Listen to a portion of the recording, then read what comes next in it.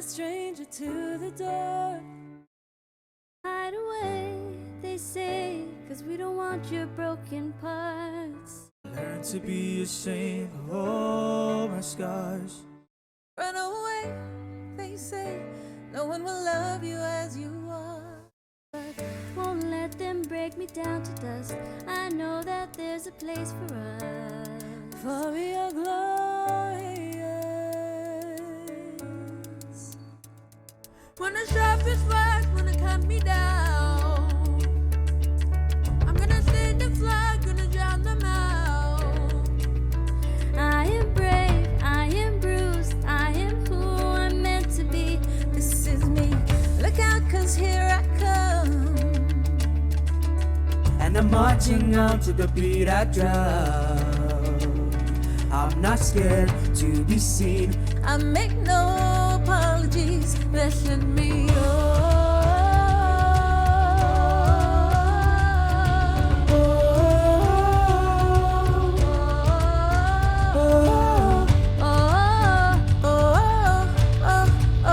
this is me.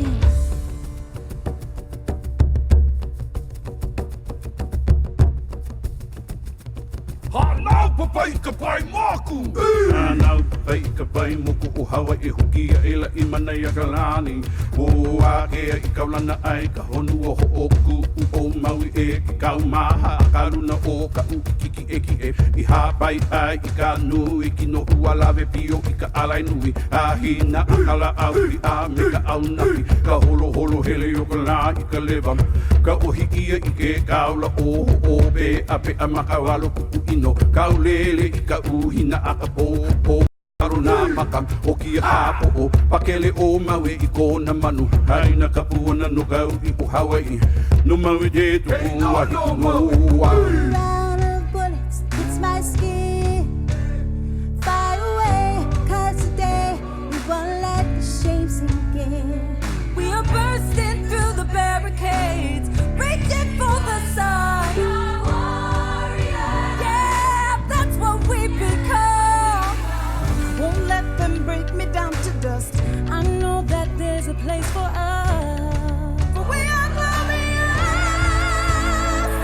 When the sharpest words wanna cut me down, when the sand of blood and drown them out. I am brave, I am bruised. I am who I'm meant to be. This is me. Look out, 'cause here I come. And I'm marching on to the beat I drum.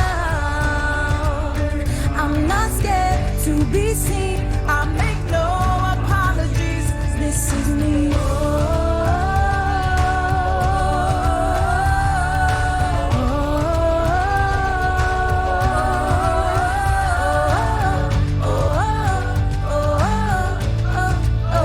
This is me. And I know that I deserve your love. And there's nothing I'm not worthy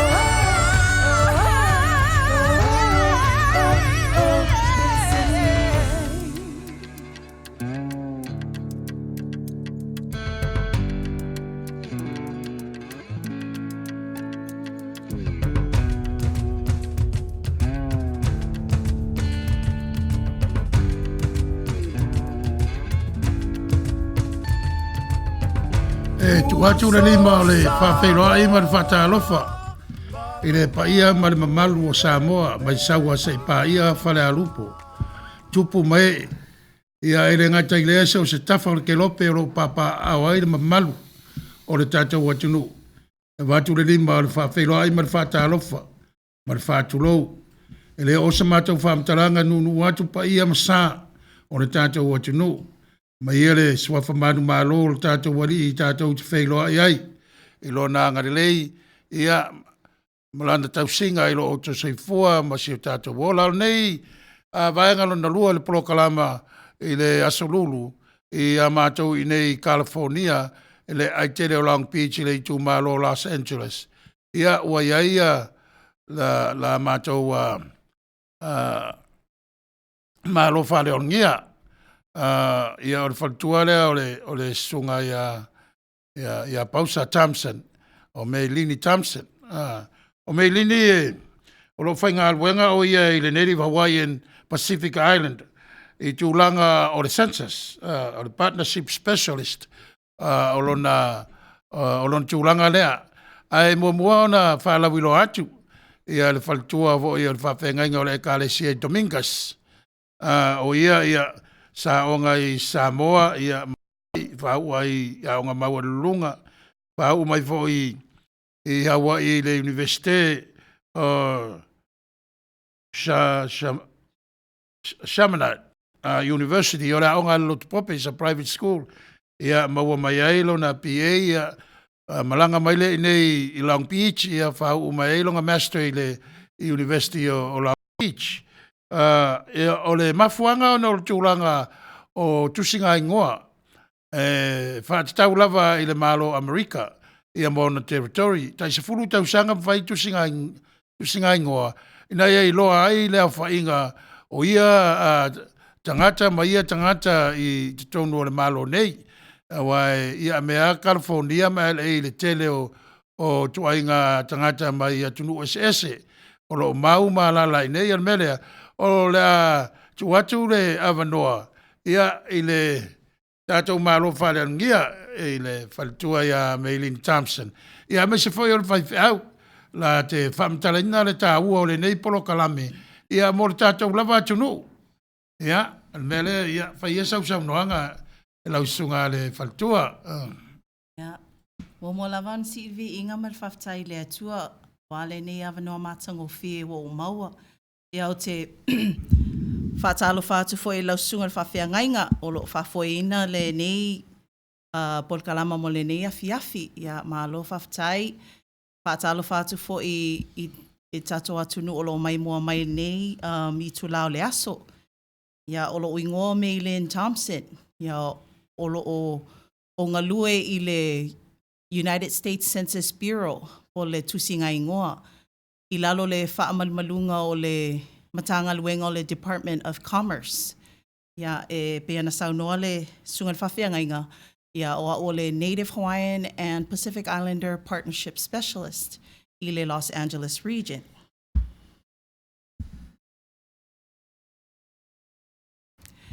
Ia o nisi fo i o background se ia watu pesina whamtalanga e winga o le tusinga ingoa. Ia pea na saunoa i le sungal whawhiangainga o le tusinga ingoa e taisfulu tau sanga mawhai. Sa whaia le tusinga ingoa mua i le tasi fitu iwa o. Ia ona whaasolo solo mai ala ia se i o mai le tausanga nei luafe luasfulu. Ia e lo o mana o mia pea ia soswani i tangata Pasifika. Ona o le tusinga ingoa e tele lava awala e mwhaianu soswani i tangata anuu Pasifika o lo o au mau i Amerika nei. Ia o lo o whasolo solo mai pea. Ia nisi fo i o porkalama se i sau se taimi ona whaasoa atu pea. Ia ai o le ala na o sawa i lunga le nei ala wha televise ona e mana o mia lava sosoani tato atunu. Ia. Ia. Ua lei sau stemi ona sau no atu fo leo sunga i whawhengainga. Ala atasi na pese to vai. Ia on tato fo i mai lo lea. Ia ona wha matili ta ua. Au le tusinga ingoa po le CENSUS. E pe on sau no atu le Faletua. Ia tais fultau sanga mwhai.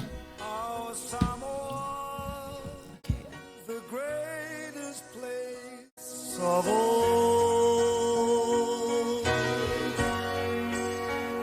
She is green and blue, lush with beauty, and hearts are pure as gold.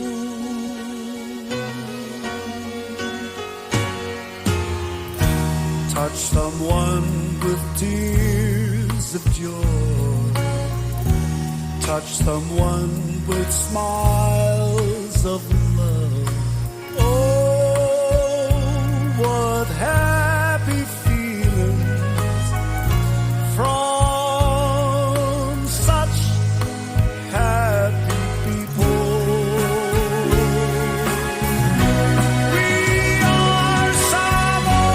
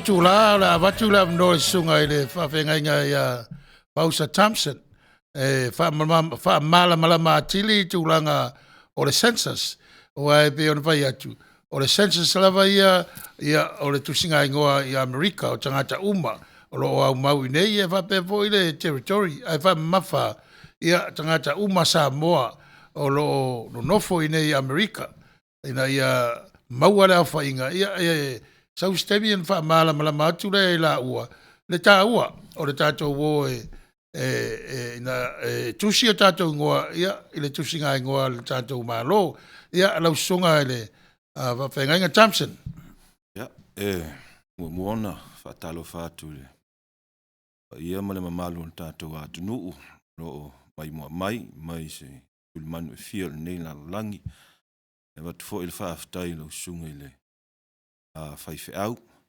mai se le tai ma o miti fa foi o nei vai ngole si fongo tai au fo ia o ma fai ai na maua se ava no o ma u nei au na fa tau va ia tau fai ai na vatu se fa si silanga mo se fa mo tau lava o lo matu i masina ia o le masino a perila ia matali ia nei vai nga tau e tau i nei America ia o le United States Census ia os matou ainga le o ngalonga tau atu matou ainga ia o le Meilyn sau mai le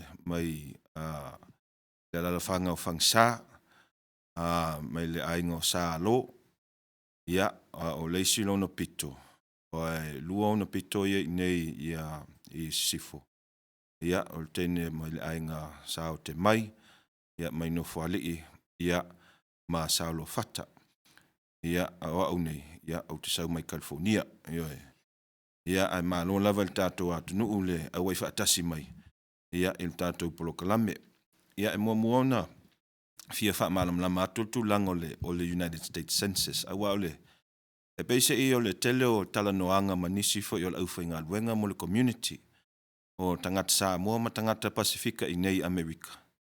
E la tau tele o sila fia ina ia lea vaenga o le malo tele o Amerika. Fa malam lama pea ma fa manino pea. O le vaenga nei e fa pitoa mo nei Amerika. E peona fa ilo atu le sunga i le fa fengainga. E ta se fulu tau sanga ia ona faila i o le tusinga i ngoa o le United States Census. Ia o le isi census sa fail tau sanga e lua fe ma le fulu sa fa inga luenga i fo ia Meilyn. Ia i lea vaenga ia ai matele i o i le aonga fa i fe au. Ia o lea laua toe o maile tau sanga lua fe lua sfulu. Ia e fa tau nu ina le fa moele ia aperila mua. Le a matalia le tusinga i ngoa le o United States Census. Ai peita e uia na whapitoa mo le malu o le vava inga lawa i tele pe fiani tangata ono nofo mau nei. Au lona winga i o le census, o le metau tuspa ia. O le census e derive mai le tuspa ia, o le census mua lava. E mai le whenga inga tuai na e sila fia to tele o au mai mua. Ia il tusinga i ngoa le whanaunga isala elu. Mai le whenga inga tuai. O nāna wha mau ai a inga. O isala elu. Ia il se taimi wa ni tausanga wa alu. Ile nofuanga le ile toafa. Ile tawheanga le mai ai kupito. Ele on wha manino le tulanga o le census. E biblico. Ia lona mafuanga. O le nei taimi whaunga le nei malo tele Amerika. Ina ia taumwhai e maua e se whai numera. E le ngata i tangata o no nofo mau nei Amerika. O atunu ese. Ea o no nofo mau fo i nei. Ea e pei lao le a whai wa 2 miliona ni tangata Samoa wano nofo i whafo i nei le i California. Ele le track le United States Census, le US Census, pe fiani tangata wa ile se furu tausanga wa mavae. Ia wa whao popo pe ave ese ina fo. Mai le whai numeral nei. Ai, e fia whaamalamlama pia, o le tāua o nei polokalame, o le United States Census. O le sile awala e maua ai mo tau tupe, mea tau tupe o le funding. O le au mai ei tupe e whai ei polokalame o le wiki, o le sile polokalame maua ei tupe. E tāua fo i le soifua maloloina, i mea tau health programs. Mai se o a onga, o onga skol sipi o whanau, o lo maua ia onga maua lunga, ia mai se o polokalame ia pe o le school lunch, ma polokalame whaapena. E tele ona e leo manino le lei pe i loa fo i le tātou atu nuu. Ia lon tāua la na. E le pepa le saustaimi na wha ailo atu la i o Meilyn ma ai mese le sunga i le whawhengang. Ia le form le maasani ana maua e maua umai i fale po feale me no fo il tangata. E no fo il fale, e no fo il apartment, e maua e o le form le census. E whaatu moai i tais funu tau sanga on whaatu moai la ia. O le tāua ali o le census. Nā sa a matalia tātou polokalame. I se video na tau musika mpesi. Ea mo tangata Pasifika umalawa. O tātou e tau nei Amerika o le community e undercounted. O lono winga. E whainga tāo na wha mau ia. Ia whaingu mero tangata ia i nei. Peila o Samoa, o Konga, ia o Hawaii, ia ma kangaka mai fiki, mai Pasifika a koa. Ia e peise i a whaila i o vaenga o tupe i sau mai le malo teli, mai le federali. Ia, e alua tupe i mo polokolame i whaatau i vaenga ese ia o tātou, wai lalo le whaamalunga leo le Native Hawaiian Pacific Islander. Nā fia i tangata Pasifika. A saul tupe mai le federali pe a oa ne ona vai le tupe ia. O le census le o ia tangata ia whai o sui o le malo. E lato te wawai pe fien tangata Samoa, pe fien tangata Konga.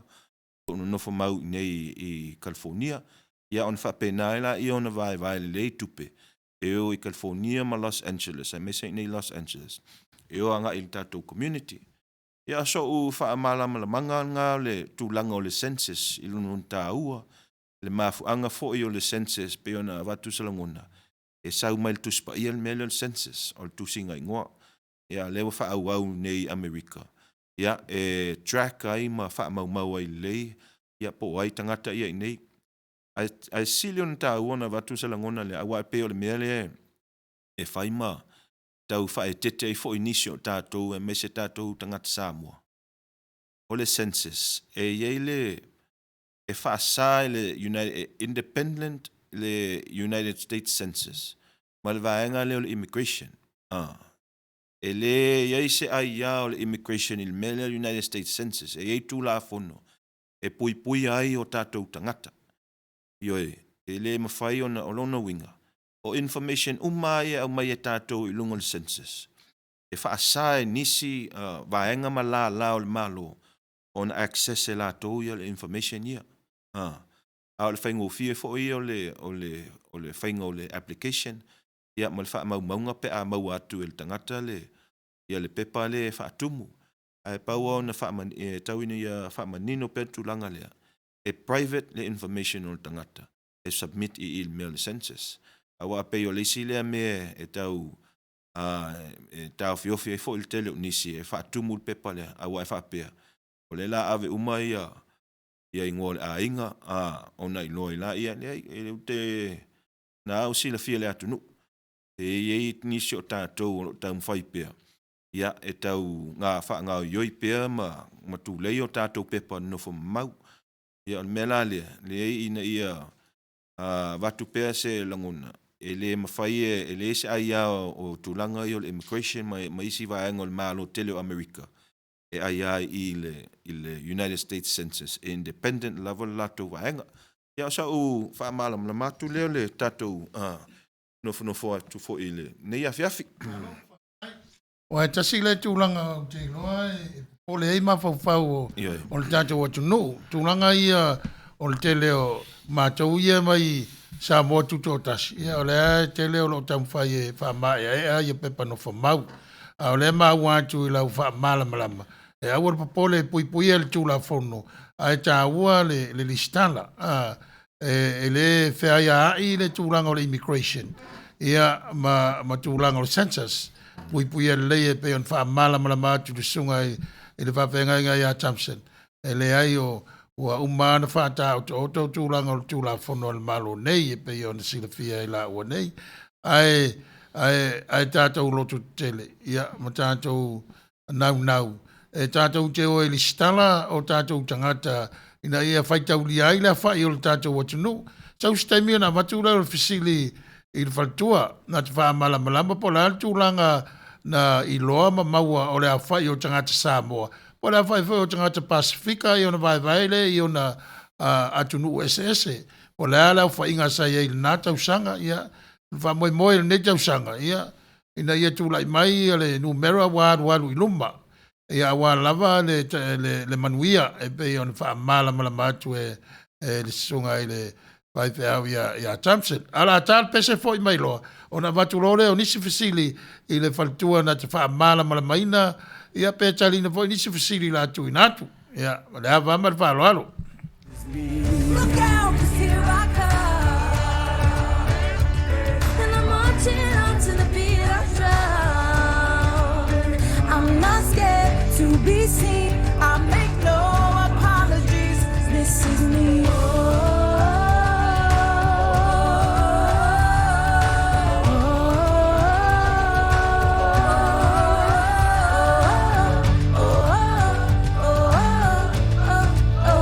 This is me.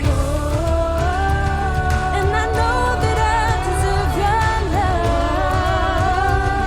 And there's nothing I'm not worthy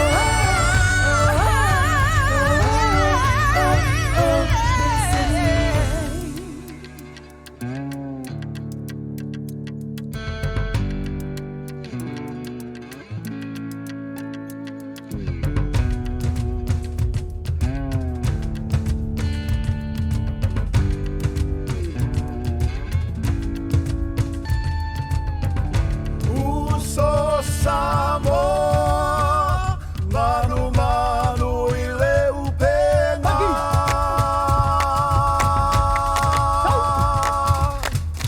Ao inu ese, le loto alofa. Samoa moe, Samoa moe.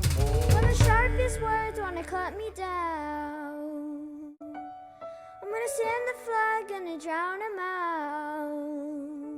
This is brave, this is bruised, this is who I'm meant to be, this is me. Look out, 'cause here I come. Look out, 'cause here I come.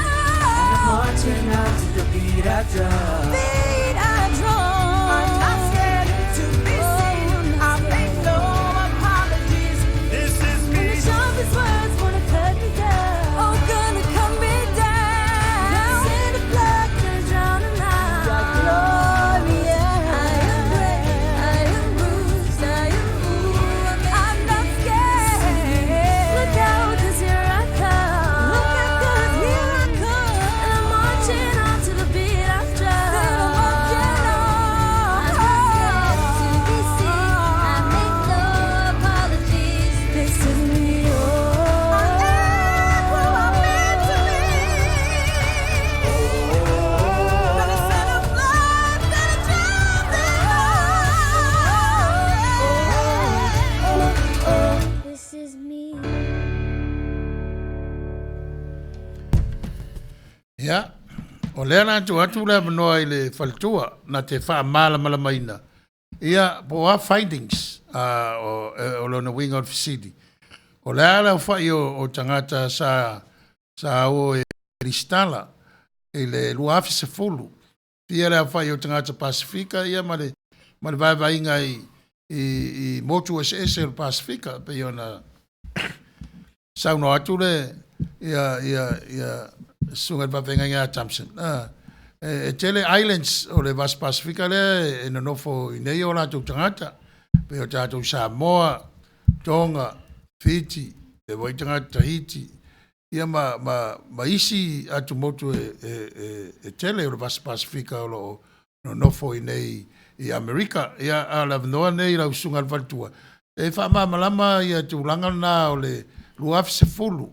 Ia atu aifo i ma se whamtala inda o manuia e mawhai o na maua e whaala putuputonga ia e tau Community Non-Profit Organization ana the 501c3 ia o tūla whanol malo ma ia whapevo i e kālesia e lava ia aere o le mea o le mea pitisili on tāua i lau whaalongolongo atu wha malama maina e whai whiau o le tātou wo i li kala ina ia whai tauina i tātou pe ia o le pālota o ia tu tusa o mai tangata i tonu o Amerika o i voi la i le census o le tusinga ingoa e tu tusa o mai tangata pe sitiseni pe le sitiseni po la tau whai pepa no whamau pa ua no whamau o tau lia o mo tangata o le whai iata tau ina ia tātou lotu tere ai ia e whātumu pepa pa tau no mai le meli ala tua tu lori Faletua. Ia whawhitai lawa mlo ua wanoa aile ia watu se whainu mera e tau lava ona whailo atu pea le mātou ofisa. Ia ona i meia e tauna wha malamalama atili. O le United States Census Bureau e tusama le ono se lau fitus fulu lima le e ova atu ma le ono se lau fitus fulu lima le piliona o le tupe le alanga tupe la lea mai le Faletua le whatatau e awe Port Kalama la ia pe ana saunoa ia le whawhiawi a Pausa e me se fo ia tunga whawhiangai ngai a Sepulona. O tupe la ia e awe e whai a wala a wape o i whataita inga. A wape leo California lawa wa tele lava tangata lawa nofo i California. E whape nā fo i ona te lele alanga tupe a meile malo Faletua i le whaputu ngā tupe la leo le ono se lau fitu fulma lima ma ova atu. E whaasoasoa mai i California awa e mana au mia na whalau e tele ia awala awa o toa tele tangata o nofo ai. Ia manisi. Sei vai tu ala fisiwa mole e ia malama le whafong. O le ono se lau fitu lima lea miliona pol piliona. Miliona e ova ma le ono se lau fitu. O le sina whainu mera nā au te taritonu e siri atu. Le whainu mera le. E vai la ka ole. I le tele o Port Kalama ia e whaasoasoa i whainu mera ia. Ia ele ngata fo i awala. Ai se i whamanino pea. E o fo i Port Kalama i whasosoani i tangata matutua. E pela o clinics, e pela o nisi fo i Port Kalama e cater i senior citizens. Ia e mai se fo i whale mai. Ia awa pela to o tele tangata awa pea whale tusinga ingoa i le luafe luas fulu. Ai maua atu e toa tele tangata i lea pito nuu o whataita inga Carson. Ia e whapena fo ina whaatu ina ni whale mai e fisosoani fo i cater i tangata o lo nofo i le na fo i pito nuu. Ia ai whailo atu pea fo inisi Port Kalama awa e tā ua o na malamalama tātou i Port Kalama ese ia. Olo o iai fo i le peana saunoa ia Pausa o le school lunch program, free school lunch program. O le vaitaimi nei wa mawa e ale iPad i a onga ia la iti elementary ma junior high. I whapena ona ave ia sosoani mai i Port Kalama ia. E tawai ia iPad ma computer a wale anga i luma o nai whanau ia o onga. Ia, manisi fo i sosoani na maua mai fo i e Pausa.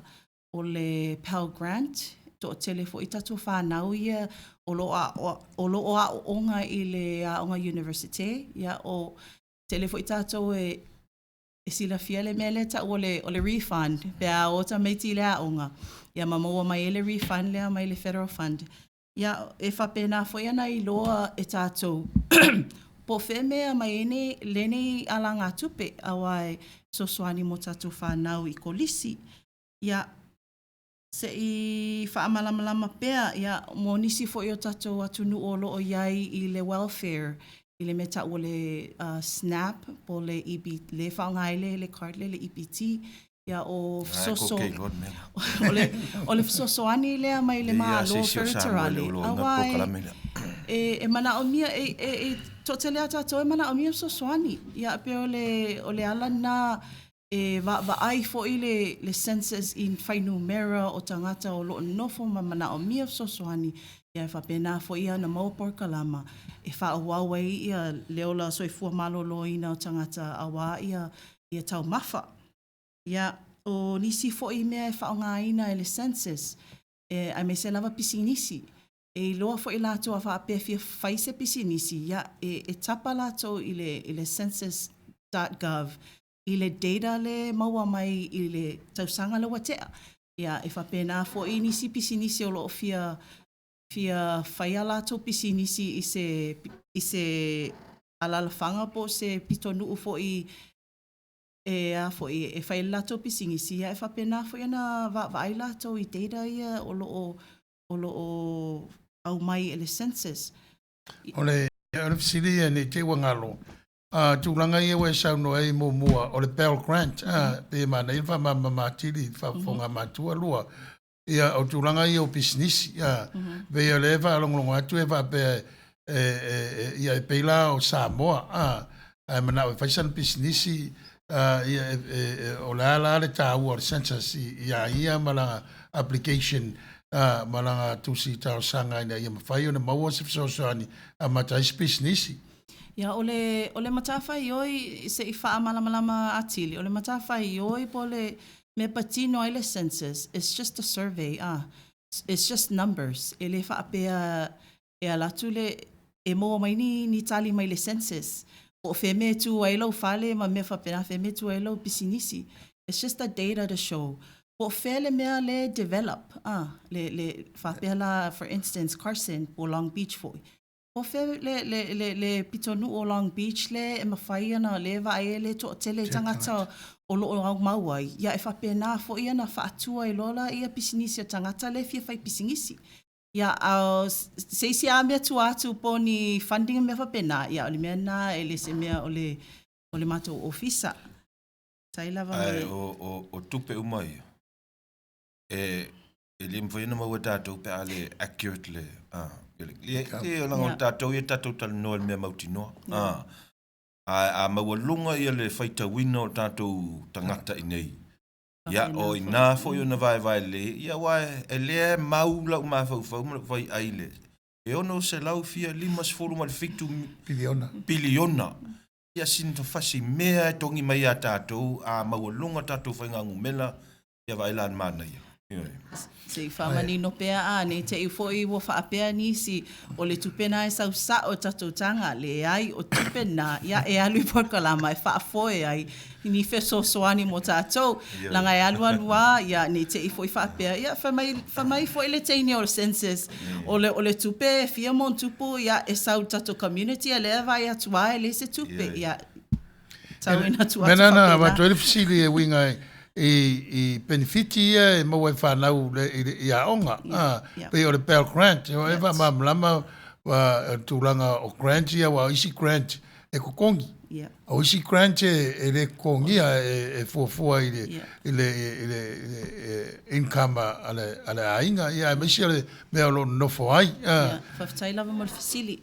Ia pe ona maua tu foi o le census o le whaitauina o tangata a o le ofisa foi o le census bureau e whai foi la to nisi foi surveys e la le survey ta o le American Community Survey o le survey la na pito silia na whai ta I tausanga ma whai a le survey foi na e loa e foi I le fasili lea vatu I le survey e ta o e foi po ailai no follow fale ai pe mo fo ni failonga I tangata pe sa onga fo I kolisi me fa pena o le survey la na e fa onga le census I e loa ai pe fia ni tangata o loo au mau I le pito nuu, o loo yei college degree. Pe fia ni tangata o loo ele o yei ni college degree po ni, education.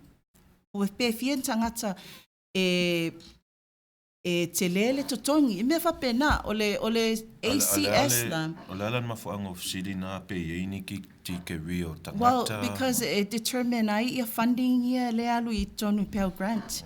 Awa afa pela e se kolisi e fataita inga le la fataita inga. Dominguez University. I le lionga o tangata nofo around the area. E vava aila I le data ngai sawai. O tangata ia tele o tangata ele o yaini ni degrees, be low income, me whapena, ia e fisosoani na le Pell Grant, I nei tangata ia vai, e le mawhaiana e ofo I nei whanau ia e vai a lo ofia o onga pia, whauau le a onga.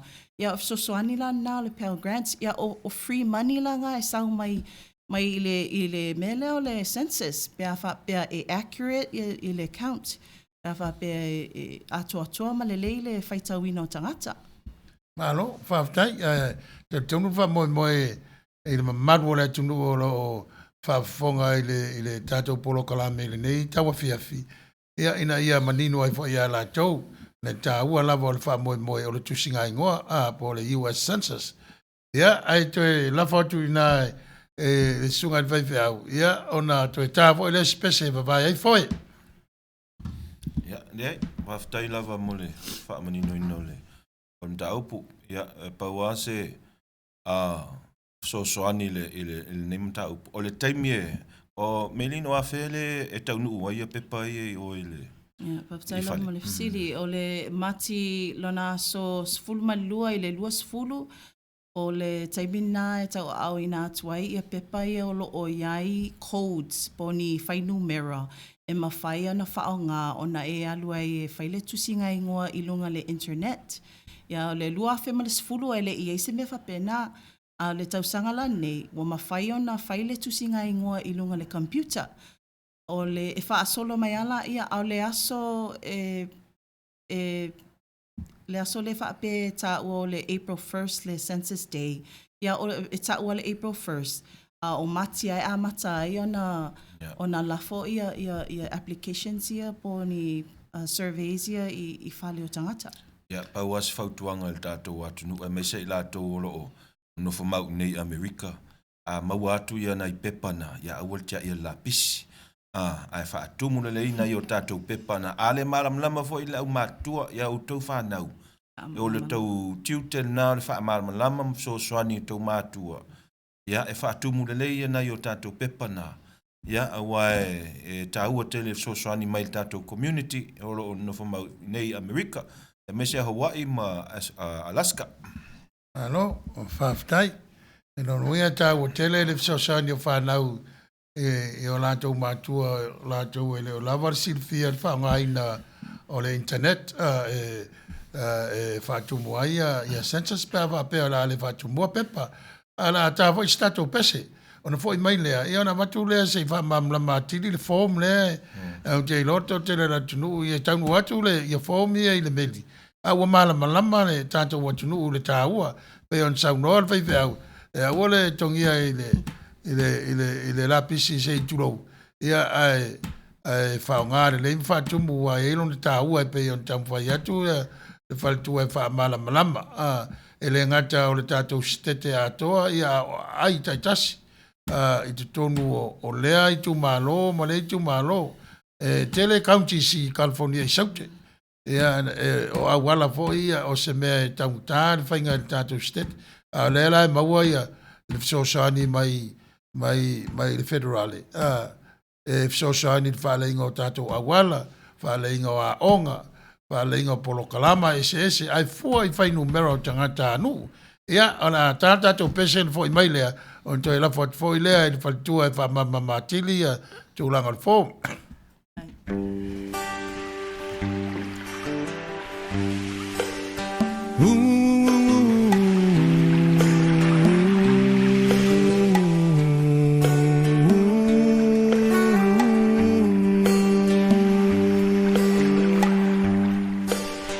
Ooh.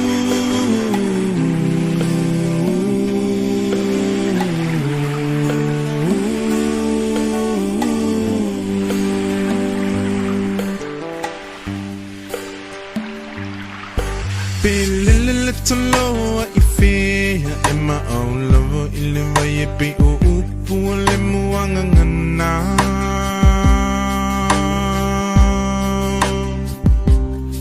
Se ilunga e te mo ilo whala Pe malulu te mo e mawhana whana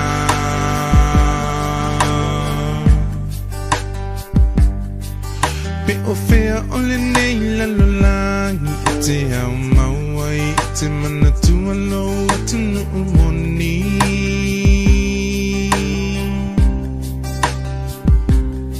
Se ilunga e te toe fo I mai I le lau ele na fo I mai e le tua whai mo tofi Hoe Samoa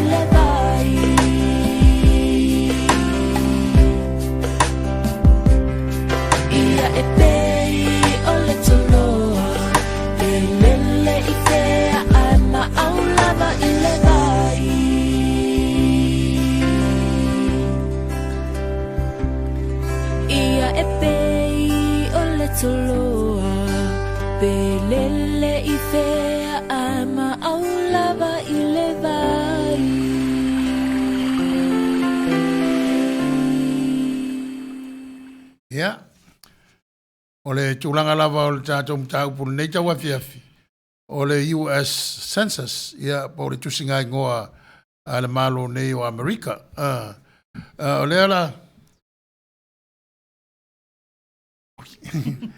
o le ala na atu la mnoa i whalitua e wha mala mala mai nisi vaenga tā ua o le tātou sauni atu le tusinga ingoa o le au manino ia mata ia mati ia pe o apirila na fa mafa ia era atu ia te ia e fa mamla matili ina ia no fale ai sa tu ia ma o to finangaro mla o to fa fonga ia i turanga ta tele o nei va enga o tatu ia nei Amerika ia fa tai lava ia pe ona Na watu se taimi o sola, ia e awa noa e mawhai ana whaatumuina lo tusinga ingoa I lunga le online, o le internet. Ai e tele ina lafo atu le pepa po le application o le CENSUS. Ia o loo iai ia nai fesili e iwa. Ia o fesili la ia, e tāua tele ia nai fesili ia e whailoa e po ai tangata ia nofo I le fale mea whapena.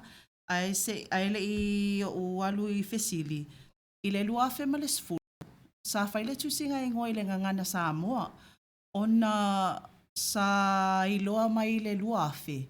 E mana o mia lava le ngangana Samoa wa to tele o Samoa lo o au mau I California. E mai se fo I Seattle ma I le Bay Area. A le ala wa le mawhai ei ona to e whao au le nei tau mawhainga o le ngana wha Samoa. Ona o le American Community Survey e pe ona na whailo atu I se taimi wa sola. O le American Community Survey na e random le whainga ia a whape e a watu ala le ia surveys ia I le meolo o e le au mawaini Samoa. Ia e whape na fo I ona to e mawaini ni feedback. Ia o feedback la na e whape ia e le o mana o mia se ngangana Samoa. Mo le tusinga ingoa tele la lea le whai le luafe ma le sfulu. Ma le luafe lua sfulu. Ia o le luafe lua sfulu, o le Census 2020, ia o le a whailoa atu I le ngana whaperitania. Ia e mai se fo I le Spanish language. Ia o nai fesili la ia e fesili atu I tusinga ingoa. E ta ua tuai pe fia ni tangata o loo nofo I lau fale. Ia pe ai fo ini ni si tangata o loo au mau I lau fale. E pe la o tātou Samoa ia whātaita inga o maua ma sia ma whanau to tolu. Ia e whapena a whapea la o loo nofo I si au tina matua. Ia e count fo I si au tina matua. Ia whapea la o loo I se vaenga o le fale pe o le garage o loo nofo I nisi o a inga. Ia e taulia uma lava ia nei ainga na I le tusinga ingoa. O le si fesili e fesili mai ai pe te nofo I se fale po se apartment po se mobile home. Ia e la options na e mwhainga osi I le pepa. Ia o loo tāua mai fo I lau numera e tuu I le application. Ia e whaasolo mai ia e fo I le fesili po o e se tangata uli, o e se pālangi, o e se ia o le mea na e osi ai oe le me te identify ai a pēla o au. Ia e osi au o le Samoa e whapena ona identify e tangata ia o loo taking ai ia informations ia e whapena ona na categorize la tau ia tangata Samoa ia me se tangata native Hawaii Maoi ia tangata Fiti, tangata Tonga o au mau I O le fesili ina ia maramlama. O rono winga e le o fesili mai le pepa lea. I ngoa o tangata. E le o fesili. O i po o fesili. Ia. A maua sau taimi o tele o information mo e o loo iai le access I le internet. Census 2020 census.gov e iai malava mea ia e mwhainto e aluei ia tātou e toe titilo ai ma whaitau ai. Ia au o le application, o loo iai fo e tusi oile ingoa, ai mai se fo I age au ai tāua ia low age, ia whapena fo e tāua ia whanau. Te le ina le whaataua ina e tangata ia tusinga o whanau I le pepa ia awa ia mo le silafia ia nisi fo I whapea ia. E le iloa se ta me titi se mea o la mea la tu oi fua le ingoa ta me titi lima tau sanga I le pepa. Ai pea na mau atu foi I se saunoanga foi o nisi foi. E whataua ina ia whanau, whataua ina tangata o por kalama le pe o le Early Head Start, ia ma free school lunch program le alu I totono o onga mo nai whanau. Ia ale fisilia te wa ngalo. Ia o whanau a mata mai ale pepe la ve uma wa e voi polo kalama mo fana witi la tau pepe wa so for mai Yeah.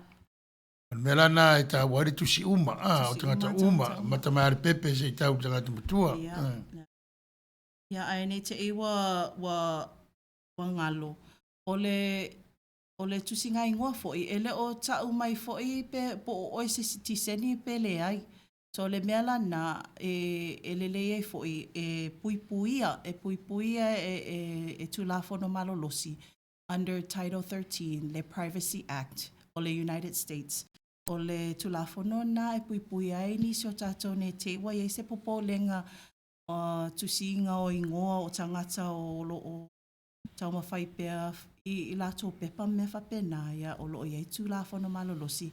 E a whaina e fo ilo nei tangata ia manisi fo i o whainga luenga i matou ofisa. E a wha pia, e whailoa atu ni wha maumango po whamatalanga i nisi fo i la ai wa avea ma wa tauto mato, we've taken an oath to privacy, confidentiality, mo tangata umai o loo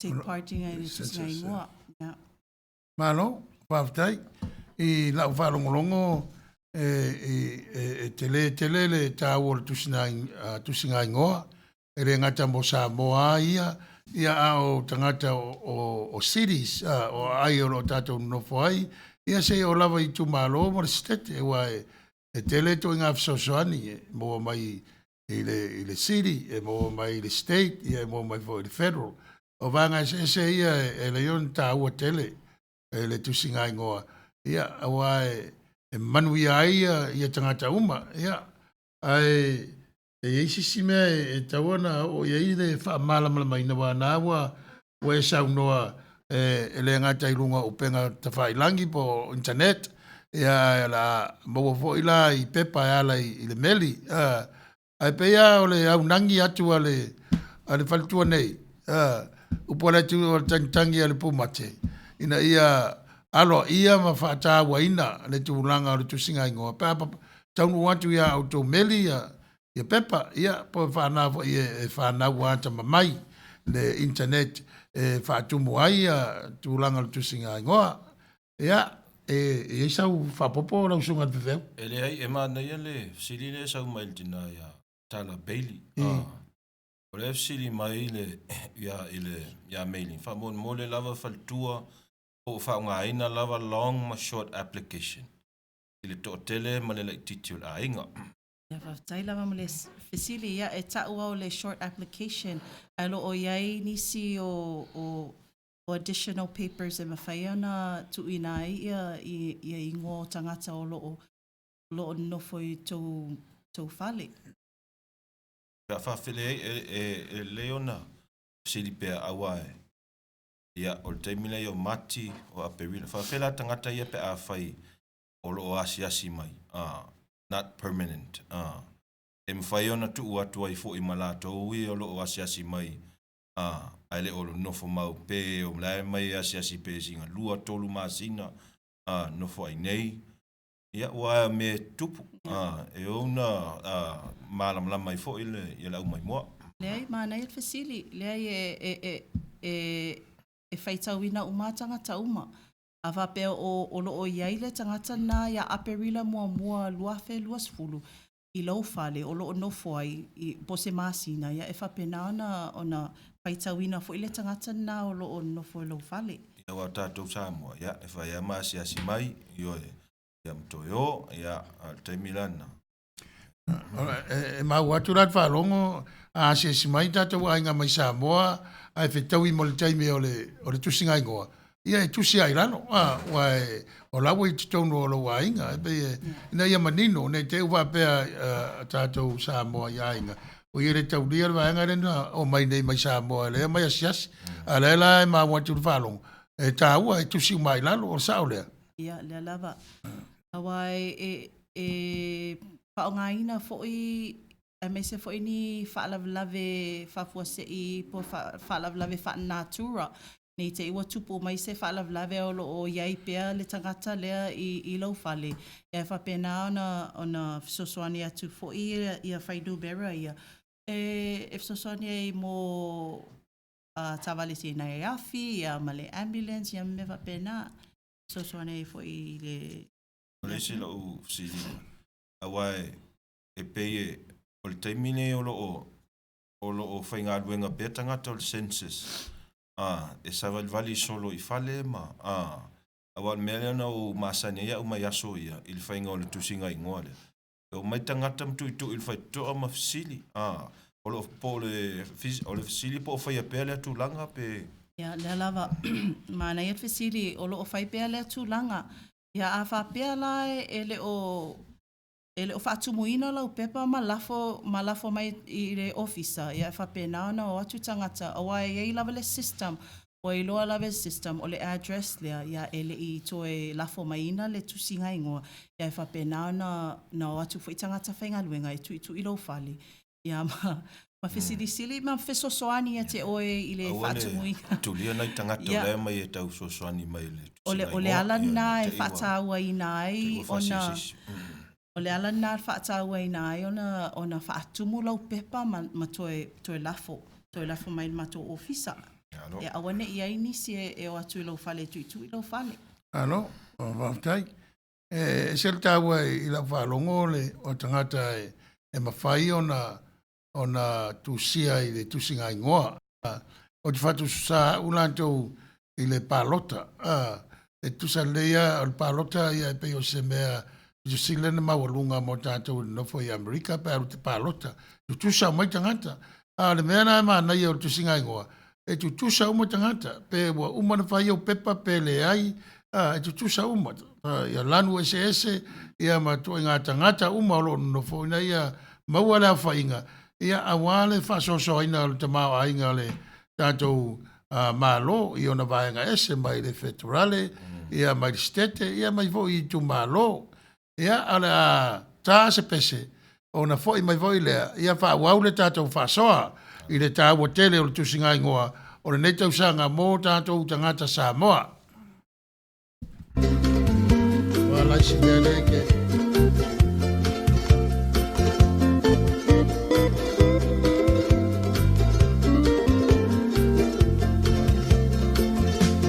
Pei o umare fiu I whawhati o kunei matale fiu I wa ai au ele alofa ua tau aso I le masiasi na ole tiu I wha matala o talu le alofa ua ato atoa pele le ingalo I tai sau whasoa.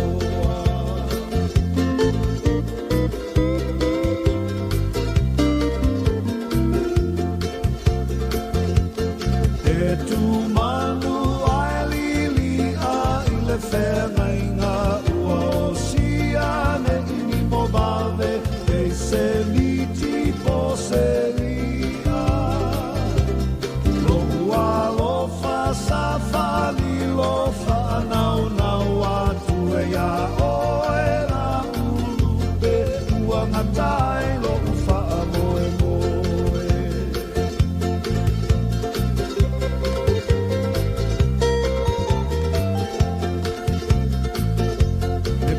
O se ia folasia I mala ele malosi o lo umana o ua dilidili wha manu ma I lunga o puao se ia tu o le fetua o tau sami mai manu o le baveao le ilia ina upu pe atama.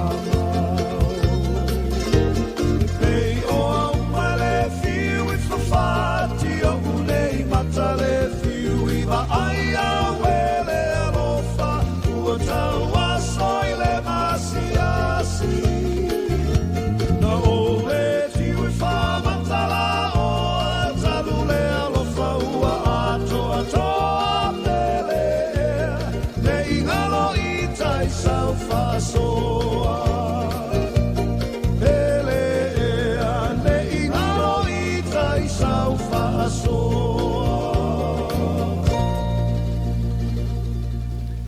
Ia, wha malo, wha pale le, pa ia mar malu. Le tunu o mwhai ona so tai mai. Ele nei wha moe moe ma le wha mala maina o le tusinga ingoa. I le tātou malo nei Amerika. E whai lava fo i tusinga ingoa la tō Territoria Amerika. Le mātou i ai ma le whai au ma lona whalitua nei tawa fiafi. Ia o le wha mawhaina lava o le tusinga ingoa i nei Amerika po le US Census. Le e pe ne ye se finu mea i tūlanga o le long form ma le short form. O form e pupu ia ma form e umi pepa uma pepa pupu. A se tu atu le whalitua e saunoa ia i le se senga o ia tūlanga. Ia, whawhitai lava lau sunga whawhianga inga. Ia o le fesili a tala Bailey and fesili mai ai po le long form po le short form. Ia leo te mau atu e sa whainga luenga fo ia tala Bailey i le lua afe. Ia se i whaamanino pea o le short form le whai le US Census population count. O le long form la e tele ina whaonga i le American Community Survey o surveys la nga e randomly selected i different areas. E whapena na whai ta i tausanga ma whai au le tusinga ingoa lea e patino lava every 10 years. So e sfulu tausanga ma whai le tusinga ingoa nei. Aftai, Jim Salo lewa maua mai foi e le tātou au whafonga ia a mise le mamalu foi o le atunu o mawhai o na mawala nei avanoa whanongolongo ai le whamala malamaina o le tāua o le tusinga ingoa ia o le lua afe lua sefulu ia pe ieni si fesili o ilunga le tātou ne te ua ise fesili ai le maua no questions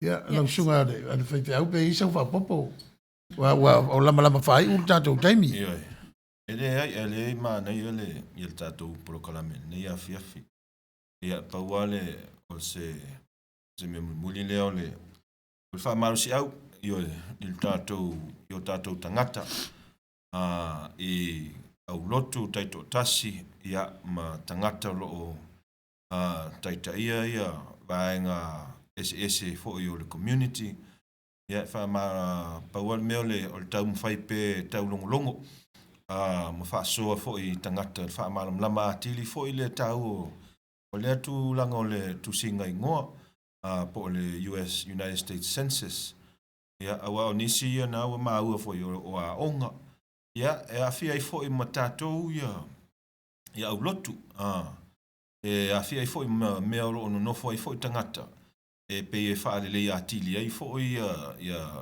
community SA o lo tatou no fo ai o le si mea o tatou vai pe la o le o se wha taita inga o le city leo Carson ia awae ona ua amata ona tustusi i ngō tangata Pasifika ma tangata mai Asia ia maisi atunu ia ona inae maua ia funding i o mo latou polokalame ia mese fo ia maua funding o le city e wha au le lei atili ai fo i le city latou na tatou vavai mo meo au wala e le tau wha le tonu mai au wala po freeway mo ni mea wha pena ia o nisi ia wala e maua ia whai numero tangata ro no nofo ai ia ma vai e tupe e maua ai e mai se mo tātou e kālesia ia o tātou e tāu o la i nei o no mo non-profit le tele o mo meo grant e tusi ai fo i tātou ma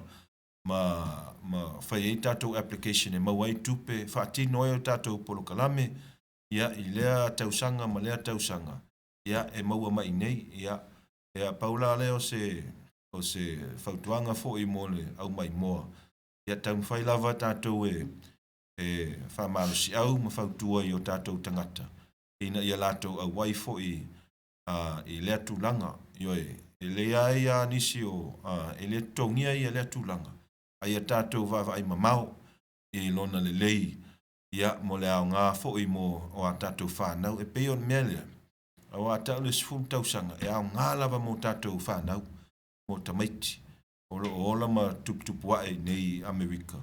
Ia maua i fo ia lātou ia ni awa noni lei. Ia mo a onga ma nisi fo i o polokalame. Ia mese tonu o e kālesia. Ia pau nā se tala munmuni. Ia sosoania i fo i tātou mta upu. Nei afi. Tai. Mao, whaftai.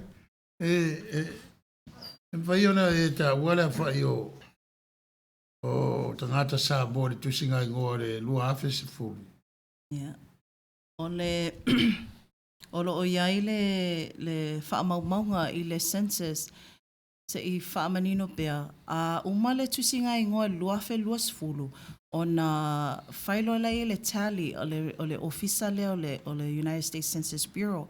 E whape nā ona maua loa i le au whainga o tangata o lo nofo i Amerika nei. Ia me se le territories. O na tau a aula ia o whainu mera ia ma results i le peristene o le United States i te sema luafe luas fulu. Ia whape nā fo ia na whaamau uma ia tallies ma whainu mera ia mo le public. E loa e lātou whainu mera ia. A o le au whainga o tangata Samoa na whaitawina i le luafe fulu. E tasi le se lau valus fulu whaafe, montupu. I whea. As a whole, in America. Fia alale numero tasi la fe. Yeah, valus fulu wha montupu. Se lau afe, valus fulu wha. Montupu. Yeah, a whapela i tu whaatasi NHBI, Native Hawaiian, Tonga, Fiti, Marshallese, Chamorro, Chukis, Palau, Tokelau, tangata Pasifika uma o loo Maui Amerika nei. Ya e 1.2 million. So 1.2 million since the count from 2010. Au te loa ele sa o numera na. Yeah. Ele sa e te le a tātou tangata ova mai se lau valus fulu afe Olona winga. E ia inisi o tātou le o whaatu muina. Le o whaatu muina, ia. Ia tātou pepa lea. I le tātou vai lau tele, i o tātou tangata malanga mai. Ua tele Samoa i whafo lo Samoa. Ele titile le whaitawina o tangata o au mauru territory. Ia wapevo i malo tu do tasi. O le tele lai whafo i New Zealand, Australia, ia mai nei Amerika. Ia mai si tafa o ke lope o malanga manu nofo ai, maatia ia a inga manuia. E pe ei la sisi vaenga te whinangalo e whamamla mātili, o lewa o tātou taunu urisiu i male, male tātou taimi tu ina mai e tātou IT, o le nei whamoe moe. Ia, whaftai lava, e ei sina mea lea o le olo o hire pea ia tangata mo le ngalue ina i le census. Ia, o le website lea mawai, mo nisi olo o maua le awanoa e adwai online. Ia o le 2020 census.gov olo o iai ia information and whaianga apply tangata. E tele ina whaonga ina ia online awa o le day and age ngā lawa i tātou. Ia mo nisi e le o mawhaiona ia e lava le mwhaiana alu le library me whapena mwhaiana na alua ilunga le website lea. Ia e apply e fo i mo ngā luenga. Ia e whaelo atu pea. E toa 5 mātou o lo o ngā lulue nei i le Native Hawaiian and Pacific Island Partnership Specialist. O lo iei ia lo nei tanga i le LA area. O lo iei ia tana le pule i le San Diego area. O lo iei ia Margaret Levy Carter i le San Francisco area. Ia mai se fo ia si a matotua ngane tonga leo mahanrei tupou. Ia e toa 5 mātou. Ai lo whapena fo i ona tele nisi o Samoa matangata Hawaii o lo ngā lulue fo i tutono ofisa ta itasia i Long Beach. Ai mai se fo i mato ofisa le Los Angeles. Ia whapena fo i ona na whailo atu pea. Ia o lo o tele lawan awanoa me whaiana apply e fo i to tele o tātou Samoa o lo o nofo i Carson. Ia me se Long Beach. Ia manisi fo i o lo salau. Inisi fo i o Stetic. Ia kaktai. Ia. O tau o fia ngā lulue lea, tūranga o le census. Ia, telefoni mai pe i meri mai ia le tio. Ia o na tuatu le il Faletua. Ia lo swafa. Ia ai Samoai. Watu nei taimi mātou te watu ai mai malu i poenga. So se tautai lava si ilon sa ia e lava le whaale tonu e le ngata e le atoa ia ilon sa ia ai se fo ila natu yama o le manatu ia ua ia lava fo se lape e tūlanga fo i o le mātou tamu whai atu ai matua whaitama o e Samoa mamama ngā lori sunga i whai au ma le whatua tu sai o le tamu whai so sani le tātou atinu ia ele tā ua o le nei whamoe moe o le tusinga ingoa i Amerika nei lua afe ia lua se fulu ia o le a tātou whangata mai i le tātou polo kalamelo i le whamoe moe tātou toi whailoai tu la lata i le teimi o le tusinga ingoa ina ia a watu ai pea le whalo tele ma le whamalosi ia tātou te whai ai le nei tūlanga ma le fia ma le whamauni ma le manino o mea au in tātou whaia le anga o tātou le wana nofo i Amerika nei ia ai whātou whāsoifua Samoa i lau whāwhonga ia ala tātou whaia se malolonga i nei tūpō ia fsosani mai vo ia le tua i tātou tautua ala i le IT tūlanga o le nei whamoe wāluro naso o ngā lue ua ovana o sidi atu ona tūlana whātūlanga ina ia ai tō whā soifua Samoa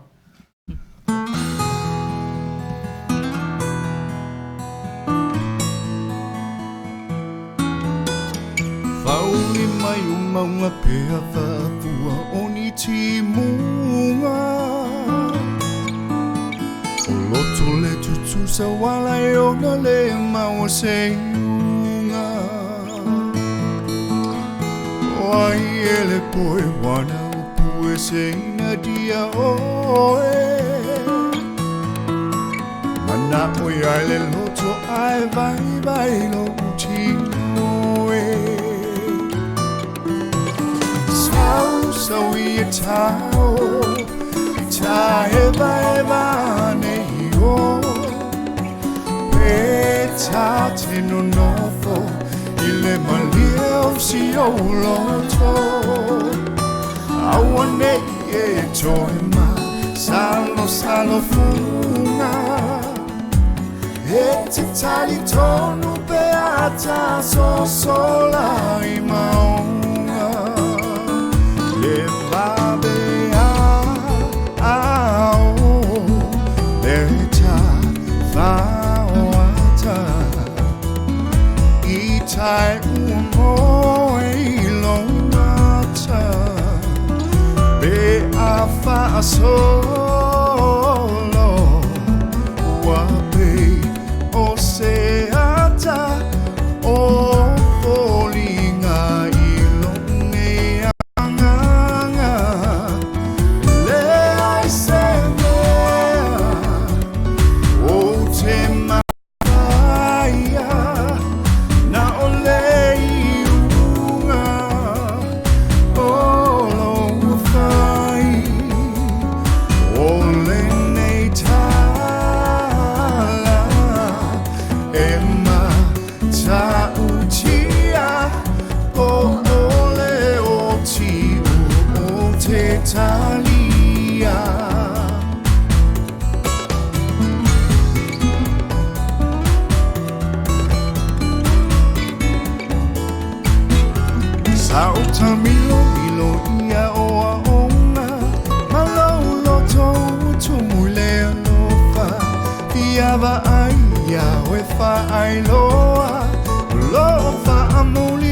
Samoa la upelewa e pole vale Ua e tui le utale vale Ua e leo na sai mai fa pale O souto vita mai le langi aue Via e fai ue musu I a te au A o fea fo I au tala Yo, ufa ama fana Olene wa osia Olene wa le betia Talo failo wa usa